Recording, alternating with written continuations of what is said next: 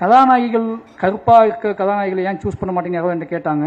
நான் சொல்கிறேன், இது வரைக்கும் எந்த ஆர்டிஸ்ட்டையுமே வந்து அவங்க இந்த கலரில் இருக்காங்க, இவங்க எவ்வளோ அழகாக இருக்காங்க, நான் எந்த ஆர்டிஸ்ட்டையும் பார்த்ததில்லை. நாங்கள் எல்லாருமே வந்து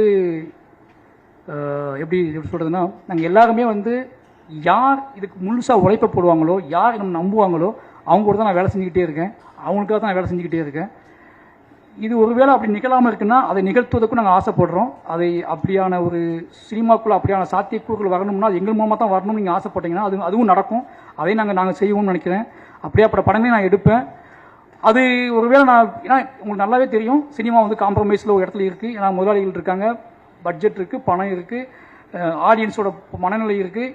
இதுக்குள்ளே தான் எங்களோட தேவையை நாங்கள் பூர்த்தி பண்ணிக்கிட்டு இருக்கோம். அப்படியாப்பட்ட அந்த காம்ப்ரமைஸ்க்குள்ளே எங்களுக்கிட்டே இருக்குது. நான் அதை இல்லைன்னு சொல்லலை. அந்த காம்ப்ரமைஸை எப்படி சொல்கிறேன்னு தெரியாமல் நானும் பல மொழிகளில் சொல்கிறேன், பல பேர் சொல்கிறேன். திருப்பி அந்த கேள்வி எல்லா விஷயத்தையும் எங்ககிட்ட கேட்குறீங்களா, நீங்கள் எந்த கேள்விக்கு எந்த பதில் சொல்லணும்னு எனக்கு தெரியல.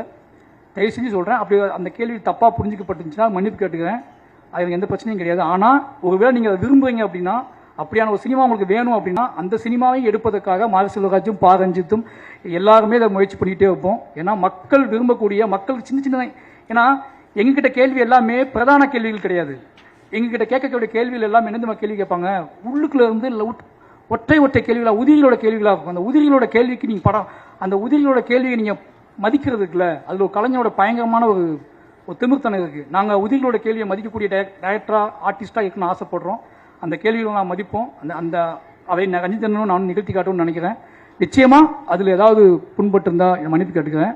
மற்றபடி எங்கள் கலை மக்களுக்கானது. அதை மக்களுக்காகவே கொண்டு வந்து சேர்ப்போம். அது எவ்வளோ விஷயம் இருந்தாலும் மக்கள் நம்புகிறோம். நன்றி, வணக்கம்.